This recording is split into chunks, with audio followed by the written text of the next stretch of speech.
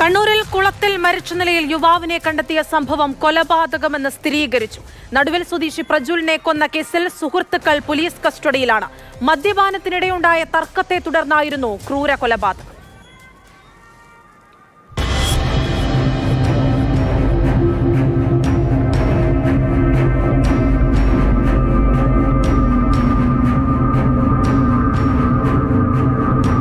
മരണമെന്ന് തോന്നിയ ഒരു സംഭവമാണ് ഇപ്പോൾ കൊലപാതകമെന്ന് തെളിഞ്ഞിട്ടുള്ളത്.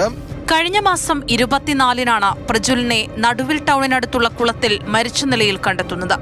നീന്താൻ അറിയാവുന്ന പ്രജ്വലിന്റെ മരണത്തിൽ കുടുംബം ദുരൂഹത ആരോപിച്ചു. കുടിയാൻമല പോലീസ് നടത്തിയ അന്വേഷണത്തിലാണ് സുഹൃത്തുക്കളായ 2 പേർ അറസ്റ്റിലായത്. മിഥിലാജ്, ഷാക്കിർ എന്നിവരെ ഇന്നലെയും ഇന്നുമായി പിടികൂടി. മദ്യപാനത്തിനിടെയുണ്ടായ തർക്കമാണ് കൊലപാതകത്തിലേക്ക് നയിച്ചത്. പ്രജ്വലിനെ ഇരുവരും ചേർന്ന് കുളത്തിലേക്ക് തള്ളിയിടുകയായിരുന്നു. മദ്യലഹരിയിലായതിനാൽ നീന്തി രക്ഷപ്പെടാനും കഴിഞ്ഞില്ല. അറസ്റ്റിലായ പ്രതികളെ കോടതിയിൽ ഹാജരാക്കി റിമാൻഡ് ചെയ്തു.